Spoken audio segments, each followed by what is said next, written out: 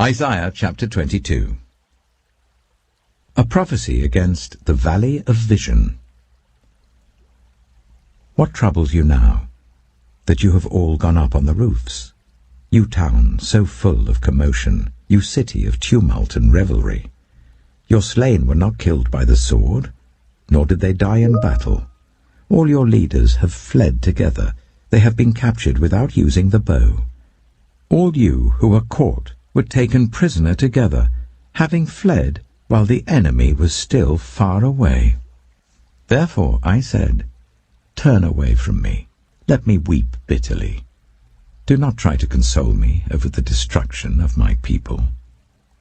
The Lord Almighty, has a day of tumult and trampling and terror in the valley of vision, a day of battering down walls and of crying out to the mountains. Elam takes up the quiver with her charioteers and horses. Kir uncovers the shield. Your choicest valleys are full of chariots, and horsemen are posted at the city gates. The Lord stripped away the defences of Judah, and you looked in that day to the weapons in the palace of the forest.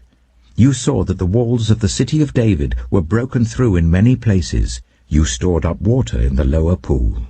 You counted the buildings in Jerusalem and tore down houses to strengthen the wall. You built a reservoir between the two walls for the water of the old pool, but you did not look to the one who made it, or have regard for the one who planned it long ago. The Lord Almighty called you on that day to weep and to wail, to tear out your hair and put on sackcloth. But see, there is joy and revelry, slaughtering of cattle and killing of sheep, eating of meat and drinking of wine. Let us eat and drink, you say, for tomorrow we die. The Lord Almighty has revealed this in my hearing.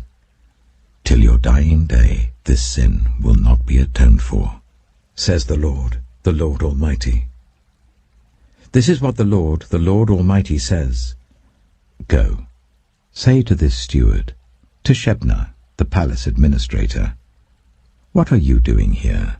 And who gave you permission to cut out a grave for yourself here, hewing your grave on the height and chiseling your resting place in the rock?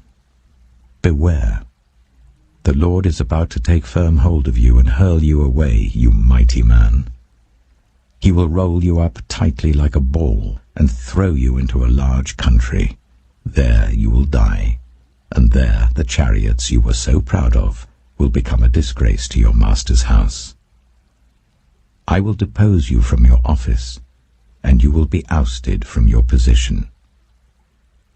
In that day I will summon my servant Eliakim, son of Hilkiah. I will clothe him with your robe, and fasten your sash around him, and hand your authority over to him. He will be a father to those who live in Jerusalem and to the people of Judah. I will place on his shoulder the key to the house of David. What he opens, no one can shut, and what he shuts, no one can open. I will drive him like a peg into a firm place. He will become a seat of honor for the house of his father. All the glory of his family will hang on him, its offspring and offshoots, all its lesser vessels, from the bowls to all the jars. In that day, declares the Lord Almighty, the peg driven into the firm place will give way. It will be sheared off and will fall, and the load hanging on it will be cut down. The Lord has spoken.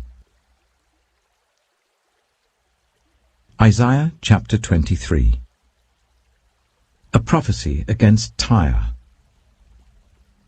Wail, you ships of Tarshish, for Tyre is destroyed and left without house or harbour. From the land of Cyprus word has come to them. Be silent, you people of the island, and you merchants of Sidon, whom the seafarers have enriched. On the great waters came the grain of the Shihor. The harvest of the Nile was the revenue of Tyre, and she became the marketplace of the nations. Be ashamed, Sidon, and you fortress of the sea, for the sea has spoken. I have neither been in labor nor given birth. I have neither reared sons nor brought up daughters. When word comes to Egypt, they will be in anguish at the report from Tyre. Cross over to Tarshish. Wail, you people of the island. Is this your city of revelry, the old, old city, whose feet have taken her to settle in far-off lands? Who planned this against Tyre, the bestower of crowns, whose merchants are princes, whose traders are renowned in the earth? The Lord Almighty planned it, to bring down her pride in all her splendor, and to humble all who are renowned on the earth. Till your land, as they do along the Nile, daughter Tarshish, for you no longer have a harbor.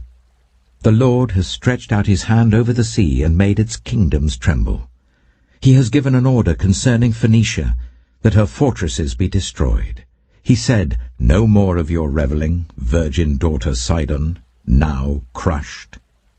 Up, cross over to Cyprus.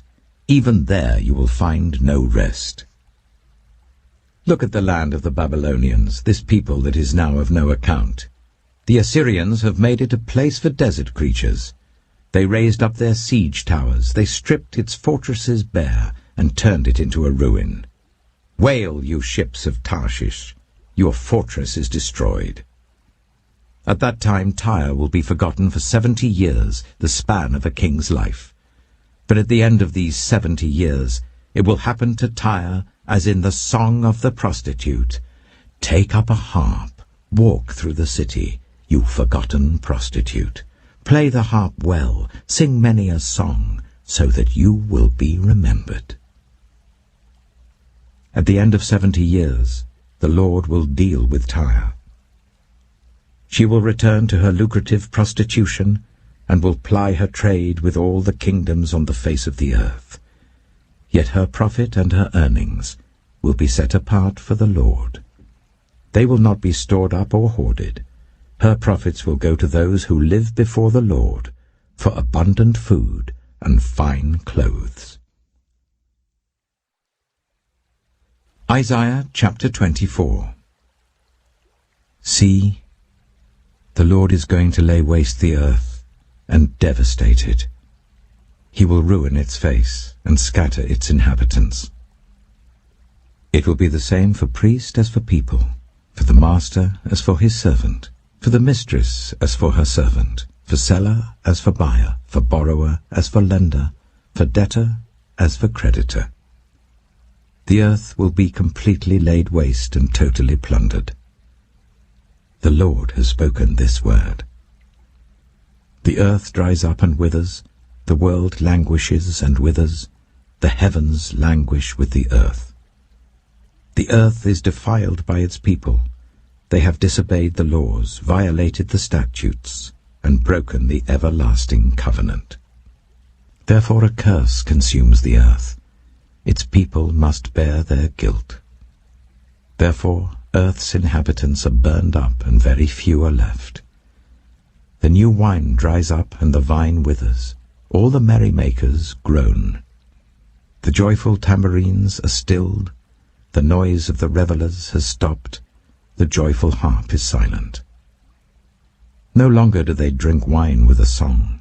The beer is bitter to its drinkers. The ruined city lies desolate. The entrance to every house is barred. In the streets they cry out for wine. All joy turns to gloom. All joyful sounds are banished from the earth. The city is left in ruins. Its gate is battered to pieces. So will it be on the earth and among the nations, as when an olive tree is beaten, or as when gleanings are left after the grape harvest. They raise their voices, they shout for joy. From the west they acclaim the Lord's majesty. Therefore in the east give glory to the Lord. Exalt the name of the Lord, the God of Israel, in the islands of the sea. From the ends of the earth we hear singing, glory to the righteous one. But I said, I waste away. I waste away. Woe to me! The treacherous betray. With treachery the treacherous betray. Terror and pit and snare await you, people of the earth. Whoever flees at the sound of terror will fall into a pit. Whoever climbs out of the pit will be caught in a snare. The floodgates of the heavens are opened. The foundations of the earth shake. The earth is broken up. The earth is split asunder. The earth is violently shaken. The earth reels like a drunkard. It sways like a hut in the wind. So heavy upon it is the guilt of its rebellion that it falls, never to rise again. In that day the Lord will punish the powers in the heavens above and the kings on the earth below. They will be herded together, like prisoners bound in a dungeon. They will be shut up in prison and be punished after many days. The moon will be dismayed, the sun ashamed. For the Lord Almighty will reign on Mount Zion and in Jerusalem and before its elders with great glory. Hebrews chapter 12. Therefore, since we are surrounded by such a great cloud of witnesses, let us throw off everything that hinders and the sin that so easily entangles, and let us run with perseverance the race marked out for us, fixing our eyes on Jesus, the pioneer and perfecter of faith. For the joy that was set before him, he endured the cross, scorning its shame, and sat down at the right hand of the throne of God. Consider him who endured such opposition from sinners, so that you will not grow weary and lose heart. In your struggle against sin, you have not yet resisted to the point of shedding your blood.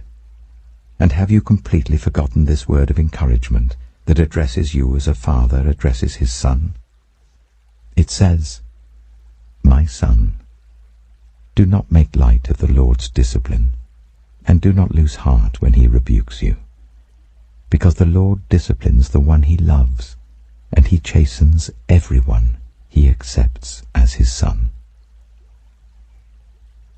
Endure hardship as discipline. God is treating you as his children.